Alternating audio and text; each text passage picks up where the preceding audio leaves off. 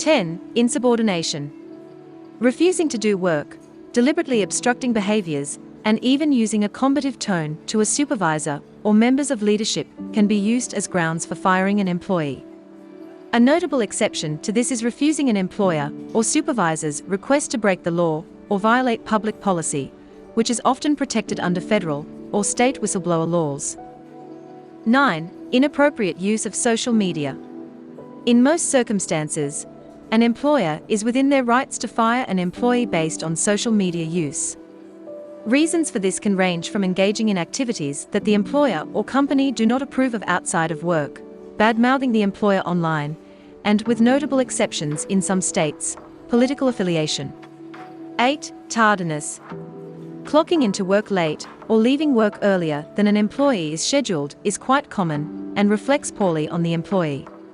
If you need to come in late or leave early, be sure to speak to your employer to determine if it is allowed and the amount of notice required. 7. Damaging or stealing property. Damaging, destroying, or stealing company property are often viewed severely and are commonly cause for dismissal from any position. Be aware that theft of company property can be the theft of valuables or petty cash, as well as taking small, low-value supplies like pens, paper and paperclips for personal use. 6. Using company property for personal reasons. Similarly, the use of company property like laptops, printers and scanners for non-work purposes is also viewed by many companies as theft and can be used to dismiss an employee. 5. Substance abuse while on the job. Most often this entails drinking, smoking, or the use of any form of recreational drugs on the company's time.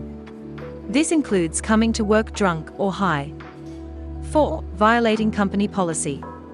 This varies from organization to organization, but depending on the policy, an organization can take a policy violation very seriously.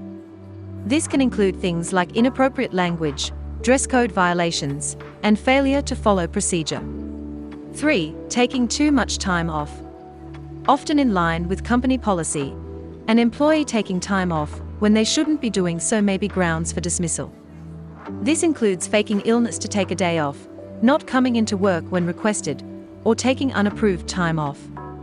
2. Inappropriate behavior and misconduct. There are many things that qualify as inappropriate behavior and misconduct. Some examples are acts of physical or verbal abuse, sexual harassment, bullying, fraud, dishonesty, and neglect. Depending on the severity of the action, an employee fired for these reasons may ultimately face additional charges. 1. Poor performance. This is one of the most commonly cited reasons for dismissal. Whether it is due to a lack of training, a failure to meet certain quotas, or a consistent need for oversight and redoing of work, poor performance is ultimately viewed by a company as an employee becoming a liability, wasting valuable time and money.